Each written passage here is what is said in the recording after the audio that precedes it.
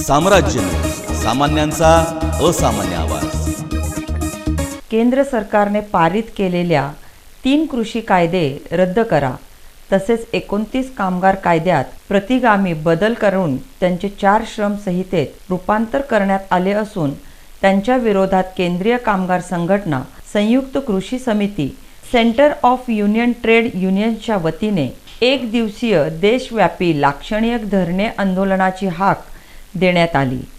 त्या अनुषंगाने सोलापुरात ज्येष्ठ नेते तथा माजी आमदार काँग्रेड नरसय्या आडम मास्तर यांच्या प्रमुख नेतृत्वाखाली माननीय जिल्हाधिकारी कार्यालय पूनम गेट येथे बुधवारी आंदोलन करण्यात आले। शेतकऱ्यांच्या हिताचे सरकार म्हणून मिरवणारे मोदी सरकार शेतकरी आंदोलन दडपून टाकण्यासाठी दिल्लीच्या 8ही सीमांवर जी पोलीस यंत्रणा सज्ज केली ते पाहता सरकारी शत्रू राष्ट्राशी युद्ध करताना जी तयारी केली जाते त्याहीपेक्षा दुप्पट क्रूर यंत्रणा तैनात केली आहे। तटबंदी, लांब पल्ल्याचे खड्डे, वाहने अडवण्यासाठी सिमेंटमध्ये रोवलेले टोकदार खिळे, अश्रुधुरांच्या नळकांड्या, पाण्याचा मारा, धारदार तारेंचे कुंपण, शस्त्रधारी सैनिक ही सगळी व्यवस्था शेतकऱ्यांच्या संघर्षाला रोखू शकत नाही। शेतकरी काय देशाचा शत्रू आहे का? जो शेतकरी इंग्रजांना गाडू शकतो तो मोदी सरकारलाही गाडायला मागे होणार नाही, अशी प्रतिक्रिया काँग्रेड आडम मास्तर यांनी दिली।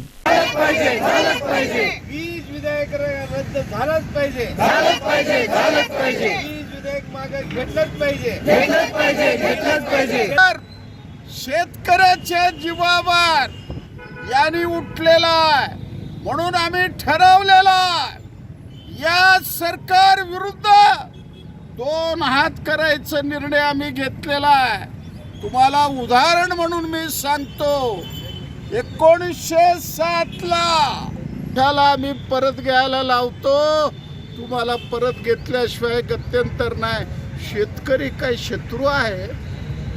त्या दिल्लीच्या सीमेवर तारेचं कंपाऊंड, सगळे खिळे, 500-500 फूट त्या ठिकाणी तटबंदी, सिमेंट बिमेंट, जसं पाकिस्तान विरुद्ध लढाई,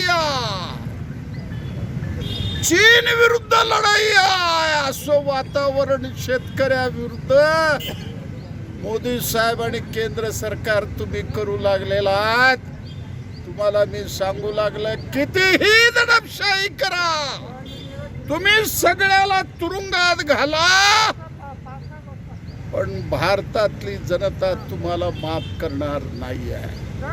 म्हणून आज संपूर्ण देशभर कामगार संघटना संयुक्त कृती समितीच्या वतीनं आम्ही आज निदर्शनाची आग दिलेली आहे।